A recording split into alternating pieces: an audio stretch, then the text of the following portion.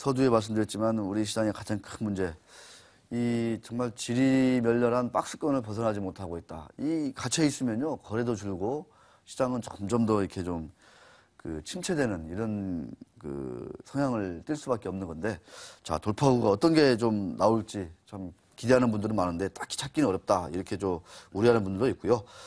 자 해외에서 뭔가 터져주면 그나마 좀 위안이 될 것도 같습니다.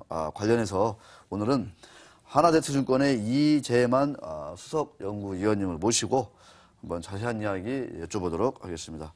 자, 이 의원님 안녕하십니까? 예, 안녕하십니까? 네, 늦었지만 새해 복 많이 받으시고. 네, 새해 복 많이 받으십시오. 또 많은 분들은 또 이 30 지나야 새해다. 예. 또 이렇게 또 얘기하시는 분도 있더라고요. 예, 맞습니다. 네, 그래서 좀 그걸로 좀 위안을 삼아주시고요. 예.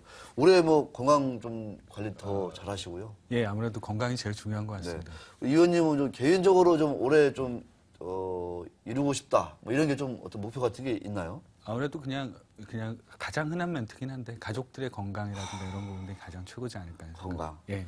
머니는 둘째다. 네. 네. 건강이 첫째다. 예. 네. 이렇게 볼 수 있을 것 같습니다.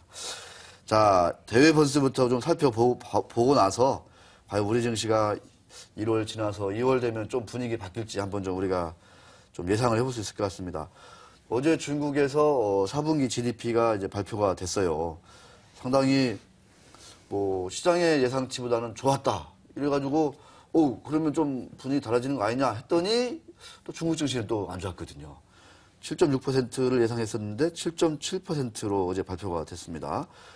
자, 일각에서는 그러면서 또 우려하는 목소리도 동시에 나왔고요. 자, 어제 발표된 중국 GDP의 시사점부터 먼저 한번 좀 짚어주시죠.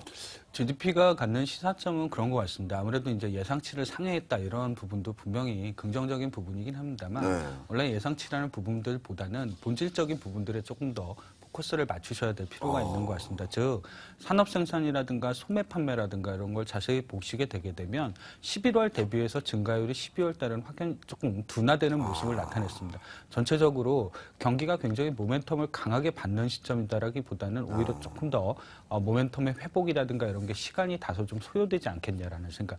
즉 중국 경기에 대해서 누군가가 특별하게 경착륙이라든가 이런 거에 대한 우려를 많이 하지는 않습니다. 다만 언제쯤 그 모멘텀이 좋아질 거고 회복할 거고 이런 거에 대해서 보다 더 관심이 많다 보니까 이런 부분들이 크게 작용을 하지 않았나 생각하고 있습니다. 야, 그러니까 본질적으로 산업 생산이라든가 소매 판매 예. 여기가 좀 둔화되는 측면이 있다. 예. 그래서 중국 경제가 뭐 경착륙 가진 않을 거지만 확 살아날 시점을 잡기는 조금 아직은 좀 이런 지표들은 좀 신뢰를 주기에는 좀 약하다. 예. 이렇게 좀 말씀을 해주셨습니다. 그렇다면은 같은 맥락에서 그 중국의 그 성장률을 이끌어왔던 그 소비와 투자, 특히 투자 같은 것들이 대대적으로 좀 이루어지면서 좀 많이 이끌었다 이런 생각도 많이 들고 있는데요. 또 일각에서는 중국이 이제 소비의 나라가 될 거다, 뭐 이렇게 소비의 시장이 될 거다, 뭐 이렇게 또 기대도 하고 있었는데 올해 역시 좀 이런 소비와 투자를 좀 믿을만 한 걸로 좀 봐야 되는 건지 어떻게 좀 보십니까? 전반적으로 중국은 아무래도 이제 구조개혁이라는 부분에 굉장히 크게 맞물려 있는 시점이고 경제 체질을 개선해야 된다는 굉장히 강한 목소리와 정부의 의지가 굉장히 좀 담겨져 있지 않을까라는 생각을 하고 있습니다. 투자는 아무래도 이제 철강이라든가 화학이라든가 시멘트 이런 부분들이 다 과잉 생산 쪽에 들어가 있기 때문에 좀 줄여둬야 되는 부분이 분명히 있고요. 그리고 구조개혁, 기업개혁들을 해야 되는 부분들이 있습니다. 아무래도 이제 소비라는 부분을 좀 키울 가능성은 여전히 높다라고 생각을 하고 있고 도시화라든가 산화 제한 정책의 그 철폐라든가 아니면 흔히 얘기하는 소득 불균형의 완화 이런 쪽의 정책들 이런 것들을 통해서 소비는 꾸준히 좀 진작시킬 가능성이 높습니다. 네. 과거에 91년에서 95년 사이에도 중국이 기업들의 효율성을 높이기 위해서 구조조정을 한 적이 있었는데 당시에도 소비 쪽을 많이 부양했다는 특징이 있습니다. 네, 알겠습니다.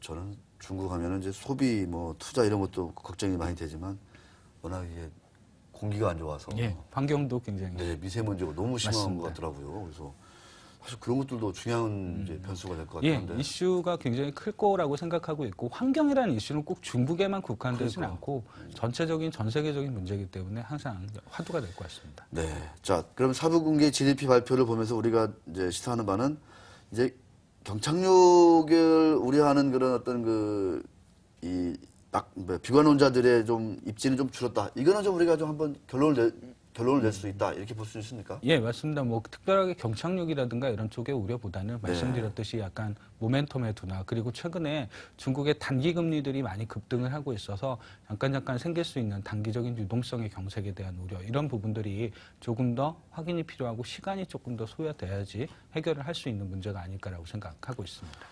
약간 여담인데요. 우리 이 의원님은 이 그림자 금융, 뭔가 이 중국 정부라든가 뭐 중앙은행에서 통제를 하지 못하는 이런 여러 가지 그 대출이라든가 이런 것들이 지금 너무 좀 많다. 이런 우려는 좀 약간 그 잔가지, 곁가지로 좀 보십니까? 아니면 좀 곁가지로 생각하기에는 규모가 굉장히 크다는 좀 특징이 있습니다. 더군다나 지방 정부들의 부채 이런 문제들도 아직은 낙관하기는 쉽지는 않을 것 같습니다. 다만 중앙 정부가 흔히 얘기할 수 있는 컨트롤할 수 있는 아니면 통제할 수 있는 능력 범위 안에 아직은 좀 들어가 있기 때문에 아직까지는 그렇게까지 심각하게 뭐 미국이라든가 다른 금융위기를 겪었던 나라처럼 진입을 하진 않을 거다라고 생각을 하고 있습니다만 최근에 중국도 금융 쪽 관련해서 보면 크레딧 스프레드라든가 이런 부분들, 신용 스프레드라고 하죠. 굉장히 크게 급등을 해 있습니다. 단기적으로는 좀 이런 것들에 대해서 언제쯤 이게 다시 축소될 것인지 이런 부분들을 중요한 키로 좀 보실 필요는 있는 것 같습니다. 네. 자, 일본. 작년에 사실은 우리 시장이 뭐 사실 제자리를 했는데 거의 그 가장 큰 이유 중에 하나가 이제 엔저, 뭐 아베노믹스라 해가지고 노골적으로 이제 엔저 정책을 폈거든요. 내일 또 이제 관련해서 올해 처음 BOJ 일본은행 통화정책회의 또 예상돼 있고요. 뭐 역시 좀 이제 엔저 기조가 유지될 거다. 뭐 정책이 변함없이 좀 나올 거다. 이런 얘기를 지금 하고 있는데 관전 포인트랄까 뭔가 좀 좀 어떤 거를 좀 주목해서 봐야 될지 그걸 한번 미리 한번 좀 고민을 한번 전해주시죠. 그 BOJ 같은 경우가 특별히 양적 완화 정책을 바꿀 거라든가 이런 생각을 하지는 않습니다. 계속적인 기조를 유지할 거고 목표 물가가 대략적으로 한 2% 정도 되는 수준까지는 양적 완화 정책을 계속 할 거다라는 생각하고 있습니다. 이번에도 그런 부분들을 다시 한번 확인시킬 가능성이 높고요. 다만 추가적인 정책 부양이 필요하겠니라는 생각을 좀 해볼 필요는 있는 것 같습니다. 아무리 엔화가 약세로 간다 하더라도 무역수지 적자 폭이 많이 줄어들지 않았다는 특징이 있고요. 그게 아무래도 이제 수입이 더 많다 보니까 그런 구조 하에서는 엔화의 약세가 좀 한계를 좀 드러낼 수 있는 부분과 4월에는 소비세가 인상될 예정입니다. 과거에 97년도긴 했습니다만 공교롭게도 3월 달에 소비세가 인상이 됐고 당시에 이제 동아시아 외환위기 때문에일 수도 있겠습니다만 굉장히 일본의 소비 경기가 급격히 침체를 했던 경험을 갖고 있습니다. 그렇기 때문에 약간 그 정책에 대해서 신중할 가능성이 되게 높고 만약에 필요하다라고 하게 되면 소비세 인상 이후에 다시 한번 뭐 BOJ가 양적 완화 제스처라든가 아니면 추가적인 확대 정책 이런 거를 발표할 가능성이 있다라고 생각을 하는데 기본적으로 1월 같은 경우는 그 가능성이 굉장히 특별하게 높지 않았고 낮다라고 생각을 하고 있는 상황이기 때문에 변함은 특별히 1월 달에는 기대하기는 쉽지는 않을 것 같고 오히려 한 3월이나 4월쯤 돼야지 한 번쯤 생각해 볼 수 있는 시점인 것 같습니다. 네. 4월달 소비세 인상은 뭐 지금 나오는 얘기대로 그냥 그대로 이렇게 구체화되는 겁니까, 그건? 예, 맞습니다. 그냥 그거는 원하는 대로 처리가 됐기 때문에 4월 달부터 소비세 인상이 들어가기 시작을 하게 됩니다. 참 일본이라는 나라도 뭔가 문제의 실마리를 풀기에는 정말 만만치 않은 어떤 난관에 봉착해 있는 것 같아요. 아무래도 이제 경제 구조 자체가 굉장히 노령화돼 있기 때문에 쉽게 그 흔히 얘기하는 다이나믹을 찾기는 많이는 조금 어려울 수 있는 부분들을 좀 가지고는 있는 것 같습니다. 네, 그렇습니다. 그러면 이제 지금 이제 엔달러 한 104엔, 105엔 왔다 갔다 이렇게 하는 것 같아요. 그럼 이 수준이 좀 당분간은 조금 더 이제 유지될 수 있다? 이렇게 좀. 단기적으로는 104엔에서 105엔 정도를 유지할 거다라고 생각을 하고 있고 연말 정도 가게 되면 결과적으로 엔화 약세 기조를 조금 인정을 해야 될 필요는 있어서 대략적으로 달러당 한 110엔 정도까지는 가 있지 않을까라는 생각을 하고는 있습니다. 하반기 지나서 연말로 가면. 아무래도 그렇습니다. 그 사실은 이제 그 하나투자증권이 작년에가 보면 상당히 좀 그 낙관적으로 이렇게 뷰를 봤었는데 올해 전망을 보면 꼭 그렇지만은 않다 이렇게 생각이 들었거든요. 1분기가 상대적으로 조금 흔히 얘기하는 수익률이 별로 좋지 않을 수 있는 구간이고 코스피가 대략적으로 한 1920포인트 정도를 저점으로 형성할 가능성이 높은 게 오히려 1분기라고 생각을 하고 있고요. 다들 상고하죠 봤었는데 상저하고 쪽으로 예, 좀 본 거죠. 오히려 네. 상저하고가 되지 않을까. 그래서 하반기 쪽에는 여러 가지 이제 유럽 경기 회복이라든가 이런 부분이 수출 물량 효과로 이어지기도 하고 기업들의 이익 사이클 개선 이런 부분들이 가시화되게 되면서 점진적으로는 하반기 때 정도는 계속적으로 좀 지수가 흔히 얘기하는 지수 포인트대를 높여갈 수 있는 그런 생각을 하고 있습니다. 지금까지 보면은 위너예요. 다들 지금 상고하저했는데 하나들투하고 어디 두 군데 정도만 그 상저하고 이렇게 했던 것 같아요. 예, 맞습니다. 약간 그런 형태의 뉘앙스를 가지고. 아주 지금까지는 근데 지금이 1월밖에 안 돼서요. 아직. 네. 알겠습니다. 자, 지금 이제 FOMC 또 이제 이게 또 여기서 또 과연 이제 추가적인 그 양적 완화, 테이퍼링 이제 규모가 좀 나오는 거냐 이렇게 얘기를 하면서 일각에서는 뭐 바로 나올 수도 있다. 충분한 그럴 근거를 가질 수 있는 뭐 고용 지표라든가 이런 것들이 나왔다. 이렇게 얘기도 하고 있고 또 이제 아까 말씀드린 일각에서는 아니다. 아직 미국 경기가 뭐 체질적으로 달라졌다고 보기는 어렵다. 또 이렇게 얘기도 하고 있습니다. 자, 1월 FOMC 회의 뭐 어떤 또 관전 포인트를 한번 좀 짚어주실 수 있나요? 아무래도 이제 버냉키 의장이 하는 마지막 회의라는 점에 조금 관전 포인트를 많이 두고 싶다는 생각을 하고 싶습니다. 왜 그러냐면 버냉키 의장이 굉장히 이제 양적 완화를 크게 실행을 했고 확대를 마지막이죠. 했다가 이제 마지막 단계 12월 달부터는 양적 완화 축소를 발표를 했고 그게 1월 달부터 실행이 되고 있습니다.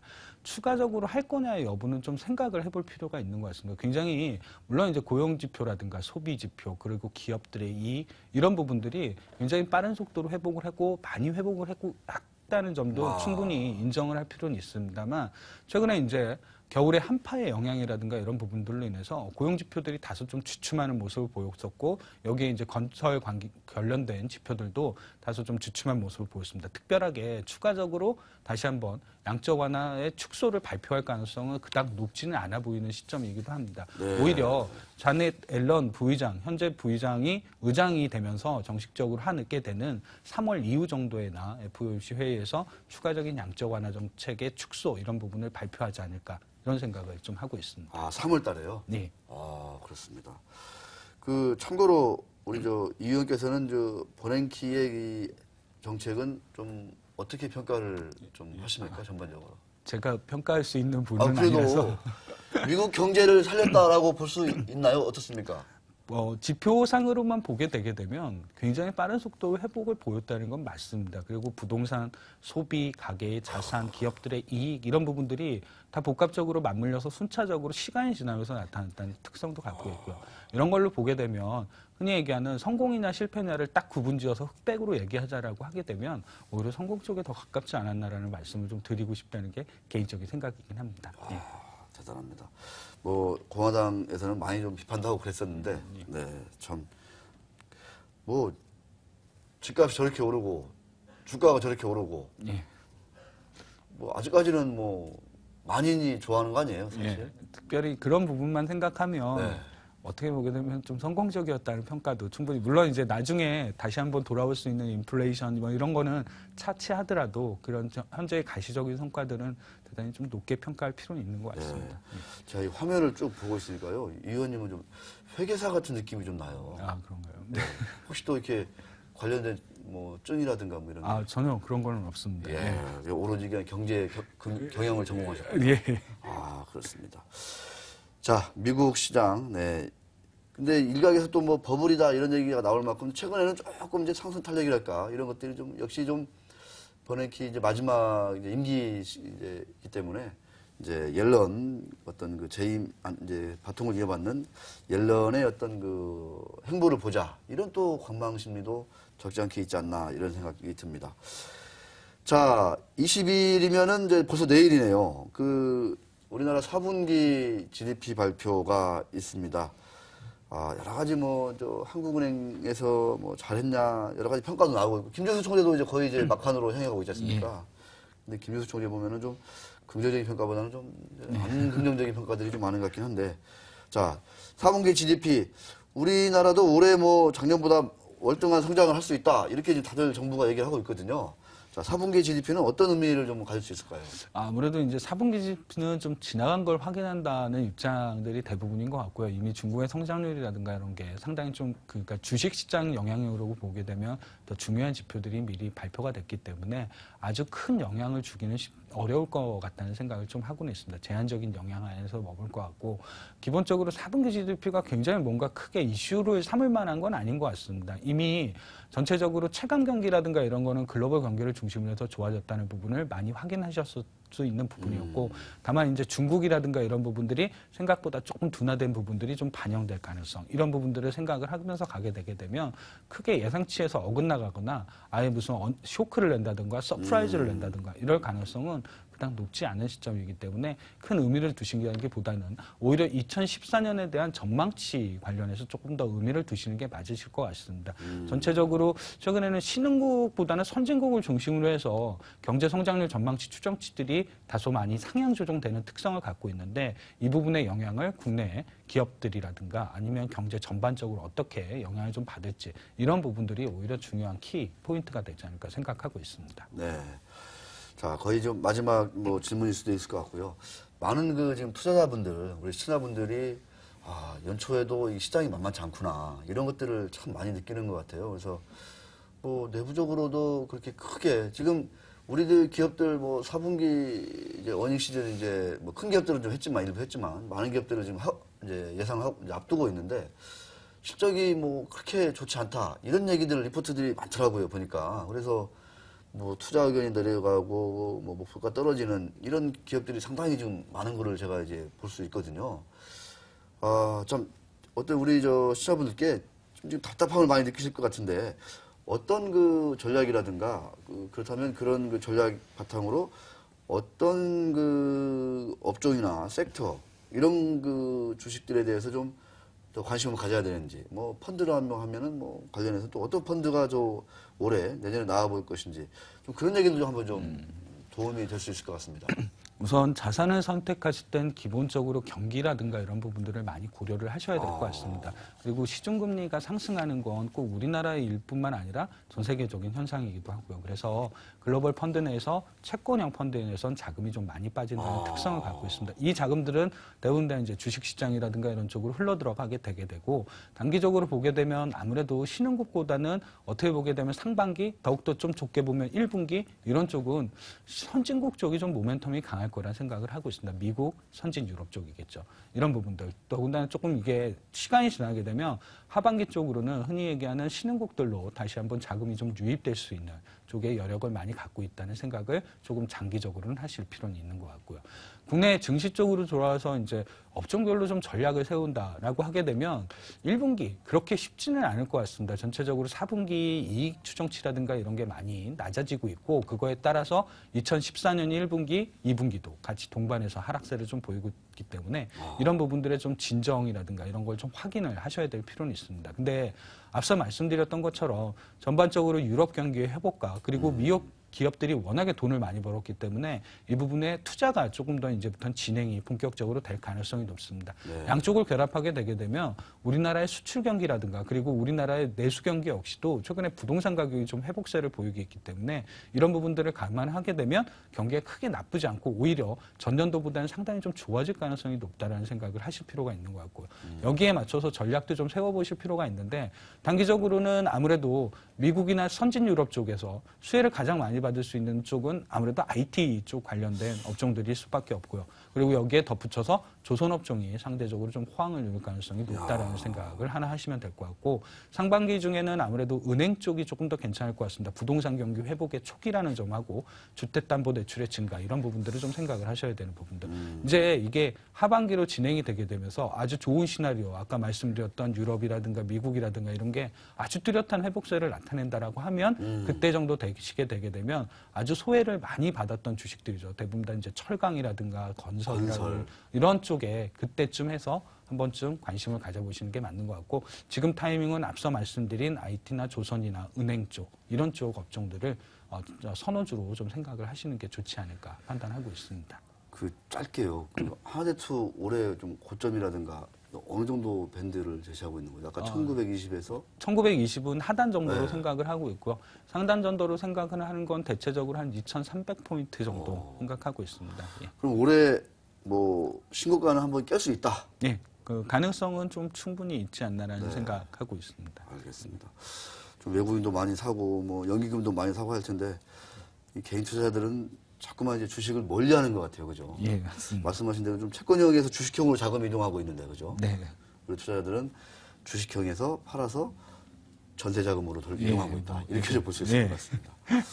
아, 참 아주 그 2,300까지 가면 제가 한 1시간짜리 딱 따로 만들어가지고 완전 뭐 쪽집게 상저하고부터 해가지고 밴드까지 정확하게 맞췄다 해가지고 제가 한번 대대적으로 한번 좀 스페셜한 그 대담을 한번 해보도록 하겠습니다. 예, 말씀만으로도 감사합니다.